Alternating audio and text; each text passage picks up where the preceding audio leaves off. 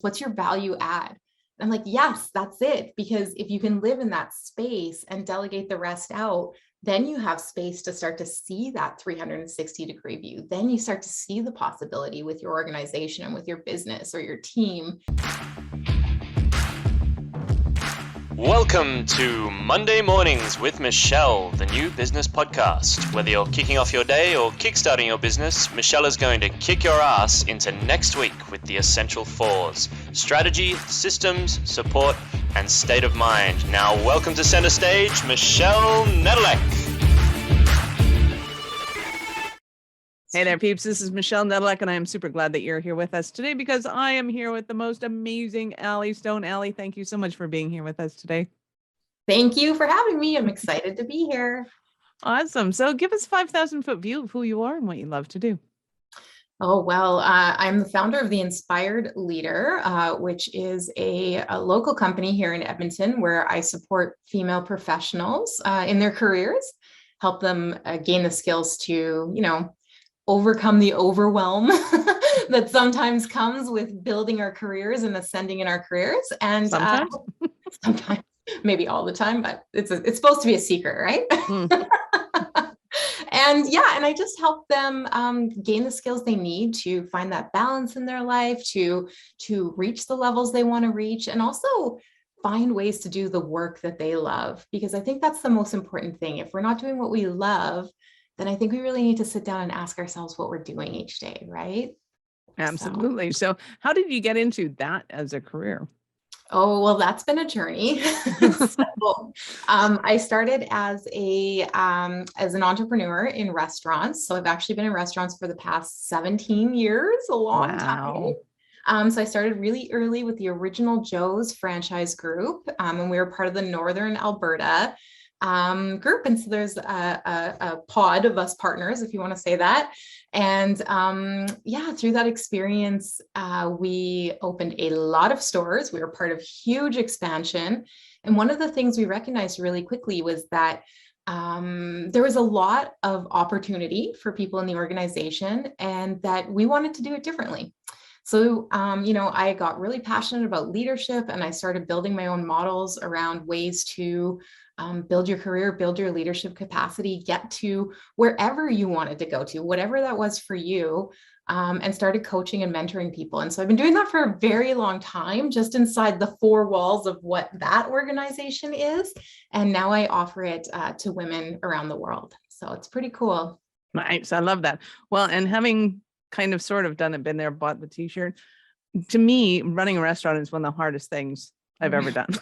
It's like, I would way rather have like almost any other business than that one, because that was just it. There's so many, excuse the pun, spinning plates that just like, it's almost like you're running ragged and it's almost like you have a 24/7 job. And by almost, I mean, like it's actually longer than that. It like literally never ends. And I don't want to scare people. There's some really amazing parts about it, right? And I've learned so much and I've learned so much about people and I've loved all that. But oh my goodness, like on call 24 hours a day, like there's always something going on. And so that was where this whole idea of developing leaders became so important, because I was like, we are putting out fires all the time. Like we need a team, we need a community of people that are working with us that can help us with this. If we want to build this to 17 plus restaurants, there's no way we can do this alone. And so that became evident really quickly, but also became this really fun journey, right? Once we started to identify it. Well, and one of the reasons that I like that you're picking the hardest industry that there is if you can make it in there, you can do it anywhere. It's like working in a restaurant in New York. If you can do it there, you can do it anywhere. Anything else becomes kind of so. And my reason for saying that is the people listening to this, oftentimes I hear, yeah, but you don't know what it's like for me because ours is harder. It's like, no, it's not.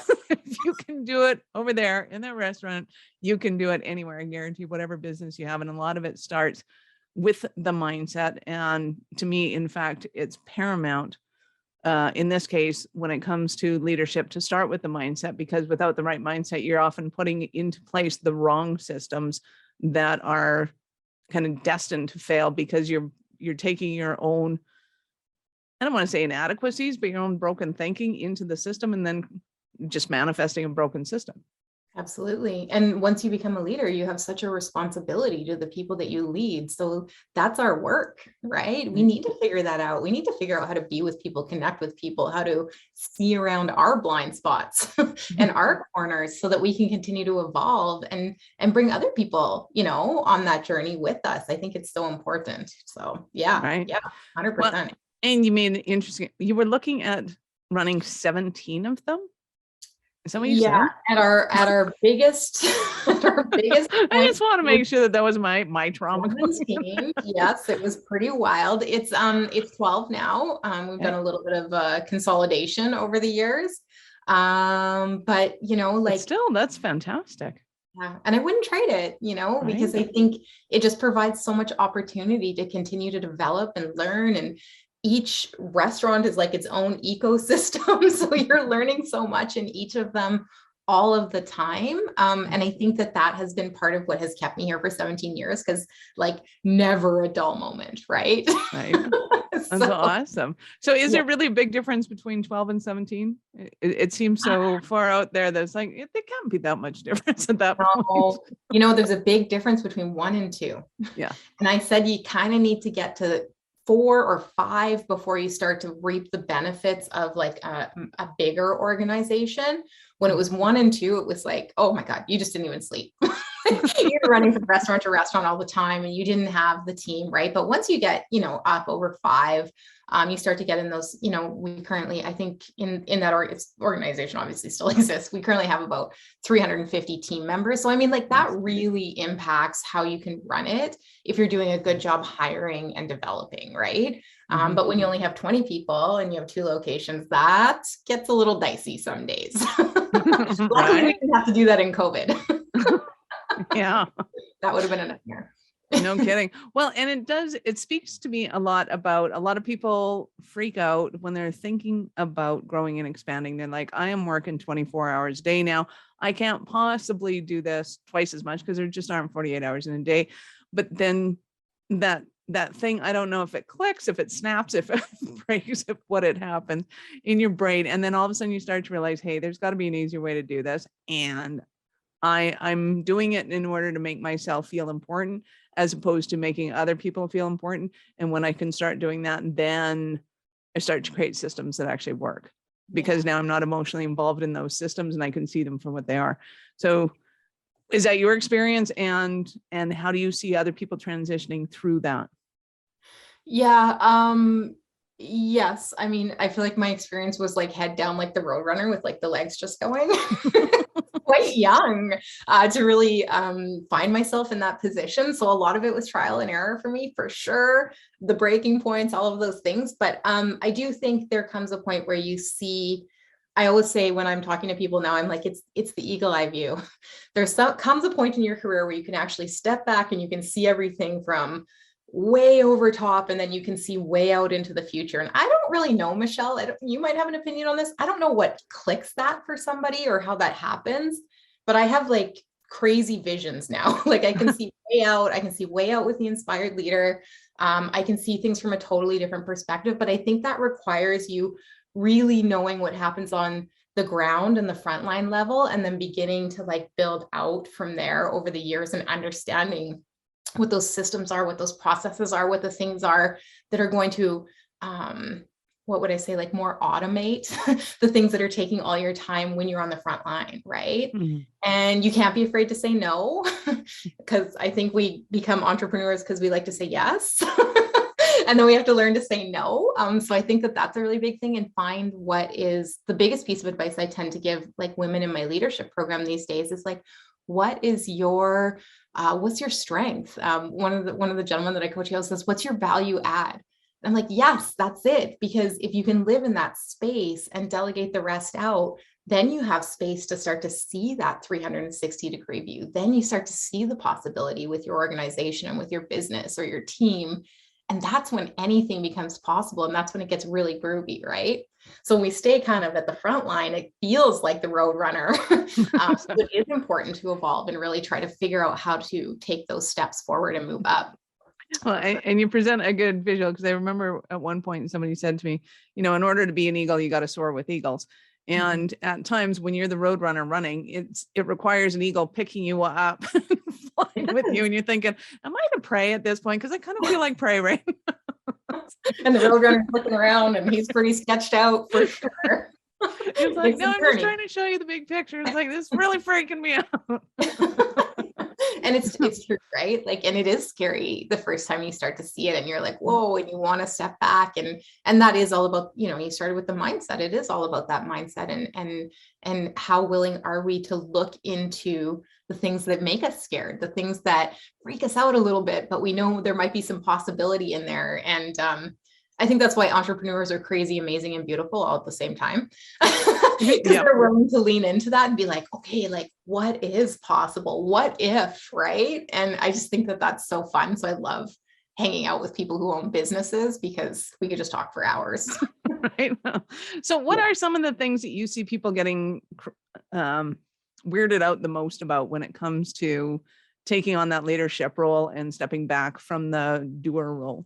Yeah, I think mostly at this point in time with the Inspired Leader, I'm mostly working with women, and it's confidence, it's mindset, it's this, and I know it from my early years for sure. It's this doubt in their selves and their capacity, and they really just need somebody to help them shine a light on that. And so that's really what I do.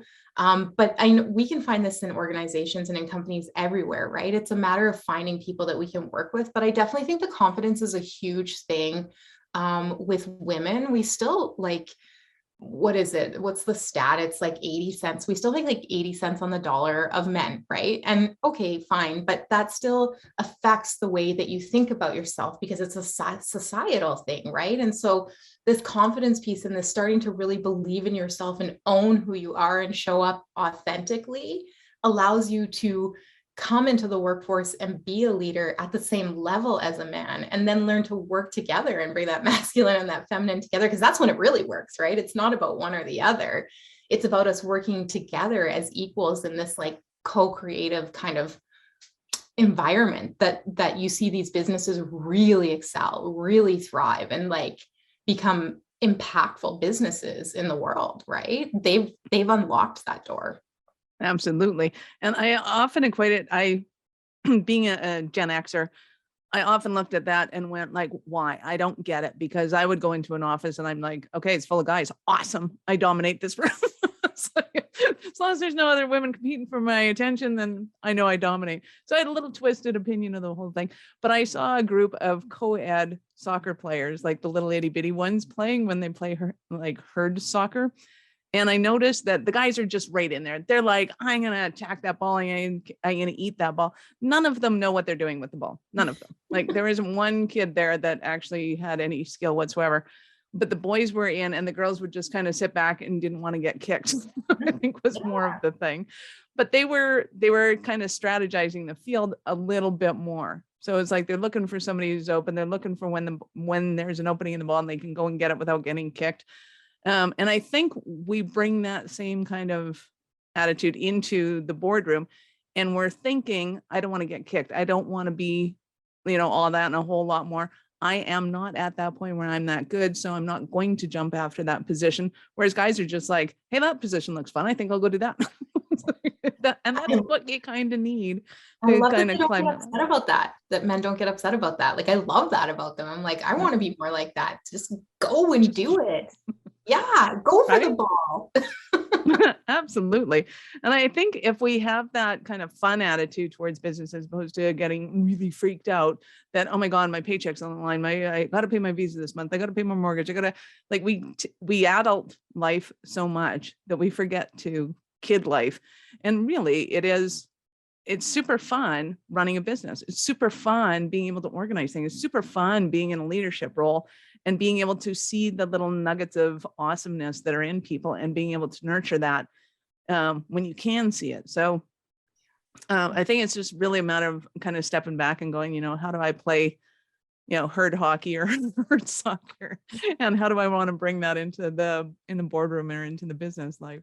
Yeah. And I think you hit on a really interesting point. And an important point there is like the fun, right? Like as we grow up, we seem to, for some reason, you look at a kid and the joy that they have in life. Like my little nephew was over and he was looking at my dog and he calls him Momo and he's like, oh, Momo. And Memphis was like running at him and he was like running back, but he was like in the moment and it was like this thing. And then he started giggling and I was like, this kid is just like totally present, having the best time. And as we grow up, we don't do that anymore, right? We somehow lose touch with that. But I actually think we can bring that into like workplaces and into the environments. And as leaders, I think we have the opportunity to, right? Which is so cool. And when we can bring that in, then we bring this joy back into people's lives and think about the experience that we can create for people that work with us. Because I mean, how much time do we spend at work too? Right. So if you're not having fun doing it, I mean, like you really need to ask yourself what you're doing, right? If you're not enjoying those moments or finding contribution or finding the joy or whatever it is, those things are just, yeah, those are such big pieces too, Michelle. So I think that's really important that you bring that up for sure. Well, and I know that every time I've talked to you, you bring that to the table. So I can't possibly imagine what it would be like being able to work with you in these leadership roles, just to be able to bring that fun, bring that joie de vivre, because you see the things that are going on in the moment and play with it, which is awesome. Yeah. Yeah, for sure. So what are some of the, so we looked at some of the things that they're bringing and they're terrified of. And when they step into that, what do you notice is the biggest change for female leaders in particular when they're stepping into that role? Well, I think in the outer world, it's usually not a ton right away, but in their inner world, it's incredible because now, the confidence is there to show up and engage in the conversation at the office, to lay their idea on the table, or if they're an entrepreneur, to go and start that new idea in their business. And they do it and they put their head down and they do it and they get that, almost that masculine energy to go and do that thing.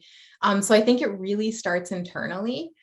But what happens is when, a woman starts to go through this process, it starts internally, but it becomes so evident externally. And I always say, when you're around a woman who has found herself and is confident and loves herself and loves what she does, because you're drawn to her, right? It's like she's on fire and you're like, who is that woman? Like, I totally want to work with her. I want to know her. I want to be a part of this. And I just think that we can all be like that. I think it's a choice. It's a mindset shift. And you just need a little bit of help and understanding to get there. And so I think that is the coolest part that I see. And obviously, I mean, besides the obvious, I mean, I see tons of promotions. I see tons of career changes. I see tons of home life improvements because it is all integrated at the end of the day. If you hate your work, you're probably not that happy when you come home. Let's be honest about it, right? So all of these things, it's like this full integration of life and work and, incomes increase, all of these things. But I mean, those are like, to me, the external things. I think when somebody's living their life from their authenticity, from like who they are, from their heart, and a woman is showing up in the world and being like, this is me and here's what I can bring to it. I think it's one of the most powerful things you will ever see. Nice. I love that. So give us an example of one of the Cinderella stories of someone you've worked with. Oh my goodness. Lots. Where should I start? Okay. So, to leave the organization. So I've been directing this organization for 17 years. So to leave the organization of Original Joe's wasn't that easy. Right. And I said, hey, I think I feel called to go do this. And so I've been mentoring a beautiful, amazing leader. Her name's Krista for the last 18 months to take over my role. And I will tell you that, so she's been working in Original Joe's for 10 years. And I will tell you that when Krista started with us, she was afraid to even speak. Like, she would never give us her opinion. She would have never believed that she was a leader. She wanted to sit and hide in a corner and not have anybody watch her. And now, and it's not about me, she has done the work, but I've mentored this woman to now take over my role where she is standing in front of all of our senior leaders every single week, directing them on how to run this organization. And I just sit back and I watch them like almost in tears a lot of times because I'm like, oh my God, I can't believe she's there. That's so great. but she's like living her dream career now. And it's funny because 10 years ago, she's like, I would never have wanted your job. And she's like, now I love it. I find so much contribution in it. I have so much passion for it. And you can just tell by the way she shows up every day that she's just going to knock it out of the park. She's like, it gives me goosebumps to talk about it. She's going to listen to this and be like, Allie, don't.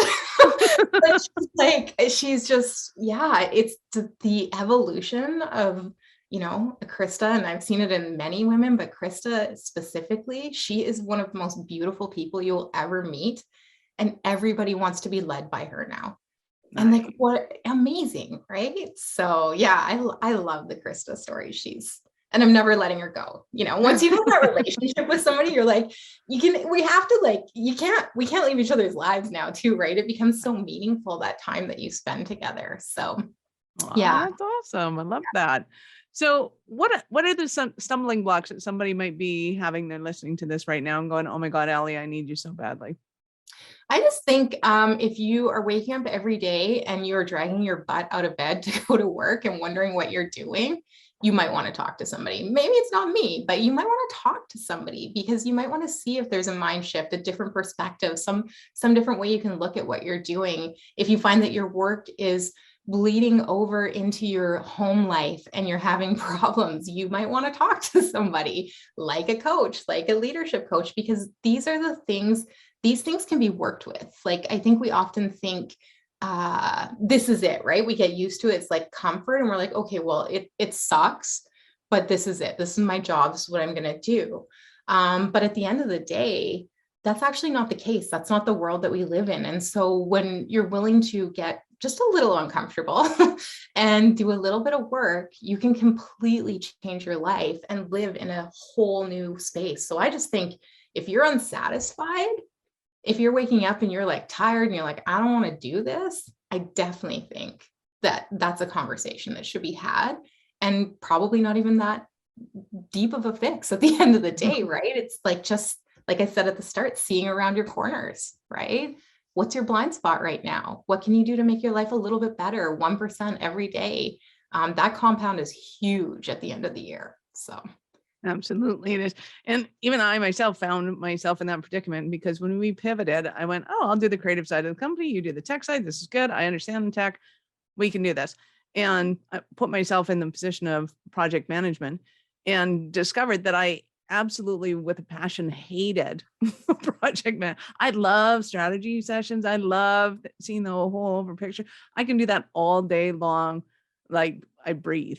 But to go in and then try and interpret what somebody said, and then trying to interpret how do you talk geek to that and get the guys to it. And I'm like, okay, this got to stop. It's got to stop right now. Whoever did project management before today is fired, because she sucks. So who wants to take over project management? It's like, well, we could do that because it's not that hard and blah, blah. I'm awesome. We are restructuring this immediately. And this is how this is going down. I will move back into sales and strategies, and I get to talk to everybody every day. And that's how that's going down. And I have, swear to God, never been happier. It's like, and it was almost like, well, it's my company. I should have to do this. And it's like, no, it's my company. I get to do it any way I want to. This is not how I want to do it.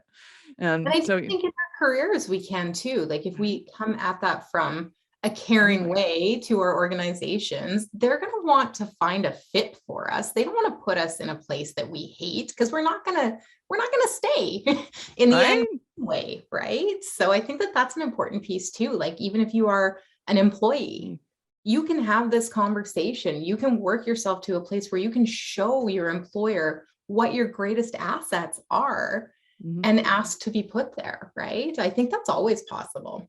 Well, especially so, because I think it's so easy for an employer to go, hey, we have this thing that needs to get done. Can you do this? Great, go do that. And then eventually it becomes like, hey, this is not my wheelhouse. This is not my jam. This is not what I'm really good at. But what she's doing over there, I would love to do that. And it seems to me like she's hating that. So like, can we switch jobs? That'd be awesome. Yeah. It can be as easy as that. And it's obvious that, but it takes a little bit of wherewithal to be able to have the guts to say that to your employer. And I think when you have leaders like you're nurturing and creating, it makes it easier because they're having that conversation. Like, hey, how do you like your job? Is there something that you see in the company that you'd like to take on? Or in our company, it's like, hey, we got to do this thing. Who thinks this would be awesome? And somebody volunteers and we're like, awesome, let's go figure it out. Yeah. And maybe it's not their fit when they volunteer, and that's okay. Right. We figure it out, but that also keeps Exactly. their job dynamic and fun and exciting and all of those things, right? Yeah. So absolutely do not be afraid to tell somebody, hey, this isn't what I thought it was at the beginning. yeah. And what is it turned out to be? And I think so-and-so might be better suited for it, or somebody like so-and-so. Totally. I think if you work for a good company, you have a good employer, they want to hear that. Absolutely. If you don't hear that feedback, they probably feel like they let you down at some point too, right? So yeah. Well, yeah. And you're always going to be more effective and more efficient at the thing you love to do than at something that you hate doing. Totally. Right. Whether you don't know how to do it in either circumstances, but if you don't know how to do it and you hate it, it's going to be worse. If you don't know how to do it and you're curious and you're fascinated by it, it makes it way easier. Yeah, totally. Nice. I love that. So I know our listeners are going to want more from you, Ellie. We all do. So how did they start their journey with you? You can find me at theinspiredleader.com. This fall, I will be doing my second session of the Inspired Woman Leadership Collective, which is a intimate leadership development program for female professionals, looking to take their careers to the next level, take their lives to the next level. So that'll be starting in October. Intimate, I only take 12 seats, so it's not a big program. So if you're interested, you can go to theinspiredleader.com. You can send me an email. You can connect with me. You can also connect with me on Instagram at @AllieStone__. And I'd love, even if you have questions, DM me. I'd love to answer them for you. Awesome. We will, of course, have all our links in the show notes, peeps. So go and do that regardless of when you're listening to this. Go and check it out. And I'm sure she'll have updated information at that point. Awesome. So I have to ask you, Ellie, at what point in your journey, or at what point in your life did you know that you were special, kind of crazy enough to think that you could become an entrepreneur? Oh, I don't know. I think I still second guess it, but then when I second guess it, I'm like, no, I wouldn't have it any other way. I don't know. That's a really good question. Well, it's a really good answer, because a lot of people feel the same way. It's like, no, I know I feel crazy. Yeah. If that's a good sign, hey. Yeah. What about you, Michelle? At what point in your career did you decide?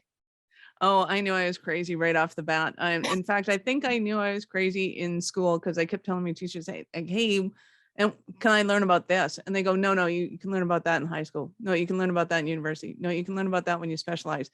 I was like, dude, I'm interested right now. I want to know now, because 3 minutes from now, I'm not going to care anymore. It's like, okay, clearly I don't think like they do. Clearly I don't think like the institutes do.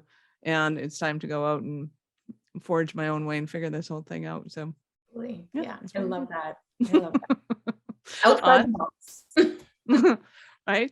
So I also wanted to ask you, in your journey of leadership, I know there's a few things that, it may strike you as having been really funny. Either they were really funny, or in retrospect, they were really funny.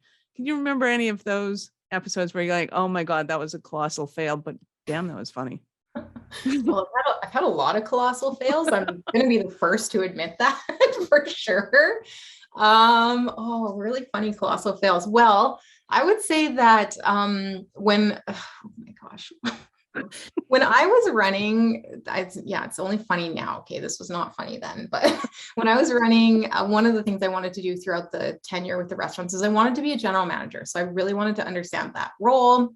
So I ran the original Joe's in Terwilliger here in Edmonton for 7 years. It did a long time because I fell in love with it. It was wonderful. There was one day, we're actually recording this on a holiday too. So I have a thing with holidays where they don't click in my head because I'm a restaurant girl and I work every day. And so I had built a schedule for a holiday Monday, and it was like a family day or something. And anyway, so I opened the doors to the restaurant. It was literally like a train of elephants coming through the door. It's just like door open, beep, beep. And I was like, where are all these people coming from? And literally, Michelle, it took me like an hour to realize that it was a holiday. And by the time I tried to like call some servers, and we were full front to back running around. And I was just like, and I remember it was me and a bartender and a server. And they were looking at me like, you're such an a-hole, right? For doing this. We are so going to sacrifice you at midnight. Yes, they were totally going to put me on the altar. But we don't have time for that right now. So. And so anyway, we kind of like got through it all at the end, and I bought them a drink. We were sitting and talking, and they both just looked at me and they're like, that was so rude. Like, yeah, it was. I'm so sorry. And I had to deal, like people were not happy, and it was like not one of my highest days. But I often look back on that now and I think, you know what? Like when you have amazing people that you work with and you have team and you guys connect and you have a good relationship, like they kind of hated me that day, but they got over it. They worked for me for a really long time. They were great team members. We had great times together. And we were able to look back on that day later and be like, you know what? Yeah, that super sucked, but it was all good. And remember when you put that dill dip on the plate in the back and it flopped off the side and you had to run around with dill dip all up your legs? I'm like, yeah, I did. So, it's always an adventure, right? And you just got to kind of roll with it. Restaurants, especially, right? I mean, these stories. So. Absolutely. Well, and I also find that those days are the ones that make the next day look so much easier. And it's like, oh my God, well, we've lived through that. We can live through this. This is nothing. It's like, we lived through trial by fire is awesome. Yeah. Yeah, for sure. As long as it wasn't like Mother's Day or something, you're like, oh my God. Well, it sounds like it was actually. It was a family day, February. Families weren't happy with me that day, unfortunately. But it's okay now. That's awesome. So Allie, you have been absolutely fantastic. Thank you so much for your time. I appreciate it. And I know how valuable it is. Any last words for our peeps? I would just say, like, I've kind of said this already, but like if you're listening to this and you're a female leader or you're an entrepreneur and you're struggling, really know that you don't have to, that there's support out there. I'm not the only person who does this. I love what I do. I think there's so much power in it. I know what it's like to struggle, and I know what it's like to be there. So know that you're not alone and that there is help and support, and don't give up, because you started doing what you're doing because you loved it, and you can figure that out and get back to that too. Nice. Love it. Awesome. Thank you, Allie. Thank you. Peeps, this is Michelle Nedlak. Thank you for being here with us today. Be sure to subscribe to the show and share with a friend, because we love helping you and your friends scale and grow your businesses. Thank you for listening to our show. I'm all about being a resource center for entrepreneurs to give them the information and the support that they need to make it in business. As such, the notes for this show can be found at our website at awarenessstrategies.com/blog. Be sure to subscribe, give us a rating. I like 5 stars personally, and share with your friends.